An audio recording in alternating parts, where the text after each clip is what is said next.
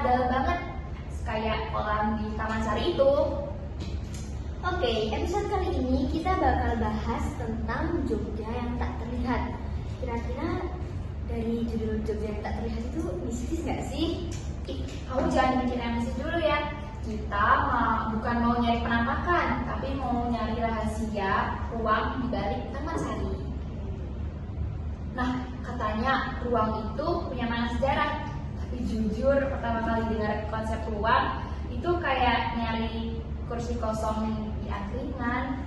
Astaga, Pak, itu mah cuma masalah perut doang kali. Oke, sebelum kita makin ngawur, di episode kali ini tuh ada yang beda dong. Kita bener-bener ada yang beda banget nih. Yaps, beda banget pokoknya. Tentunya di episode kali ini kita tuh sebenarnya tuh nggak sendiri, guys. Jangan nakut-nakutin deh kamu. Ya lah, penakut. Oke, langsung saja ya. Di episode kali ini kita kedatangan sebuah bintang tamu yang sangat luar biasa, dan kalian pasti nggak asing nih sama mereka. Nah, mereka ini, wah pokoknya ada sesuatu yang bikin mereka ini terkenal, guys. Makanya selebgram atau tiktokers atau youtuber. Udah diam aja, langsung saja kita tampilin video mereka yang lagi viral. Guys, kalau ini nggak masuk, kita ke Taman Sari. Ya, nggak masuk.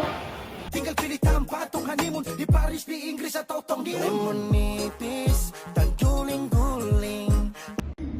Nah, ini dia. Ada Ina dan Naila. Aku mau tanya, kalian ini siapa sih? Dukun ya? Kok bisa ngomong sama tembok gitu?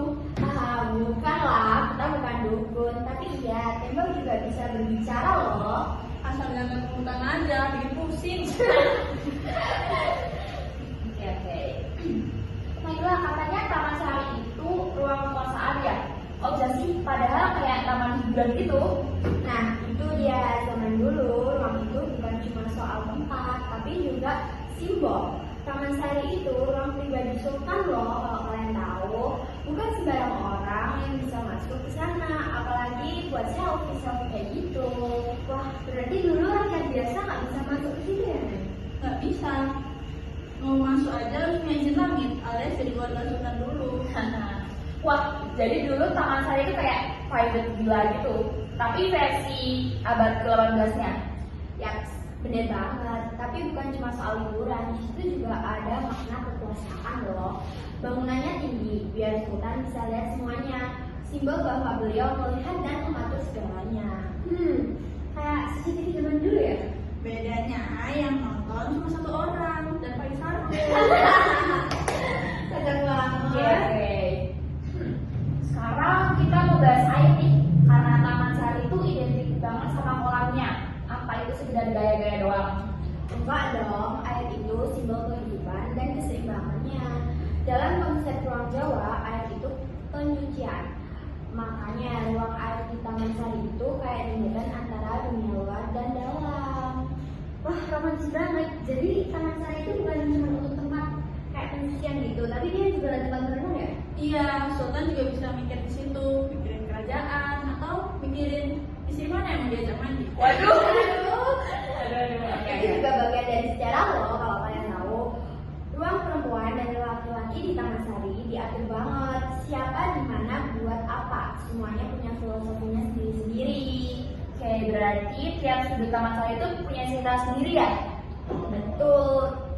Ruang luar itu buat dunia, ruang dalam itu buat perenungan. Semakin ke dalam, makin sakral tahu. Kayak hidup ya, makin ke dalam makin tenang. Kalau dompetnya masih ada isinya sih. Aduh, bener banget. Sekarang Taman Sari udah berubah banget ya. Banyak warga loh yang tinggal di sana. Iya, sekarang tuh udah kayak mini kampung di tengah sejarah. Dulu ruangnya buat raja, sekarang buat rakyat. Itu menarik. Ruang yang dulu eksklusif sekarang jadi ruang sosial. Itu bukti sejarah nggak berhenti di masa lalu, dia terus beradaptasi loh. Wah, keren juga ya, dulu tempat elit sekarang buat tempat tinggal rakyat jelata. Dan yang sepertinya itu sebenarnya bagian dari sejarah baru. Betul, cuma ya jangan foto di atap juga. Nanti sejarahnya ambruk beneran.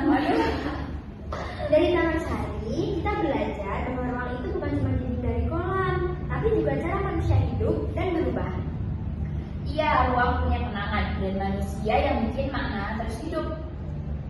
Ruang bisa jadi saksi asal kita mau dengerin ceritanya. Dan kalau ke Taman Sari, dengerin juga cerita keluarganya, kadang lebih valid. Nah tuh, sama orang dari Inang. Oke, terima kasih udah dengerin Yogyakarta Tidak Terlihat.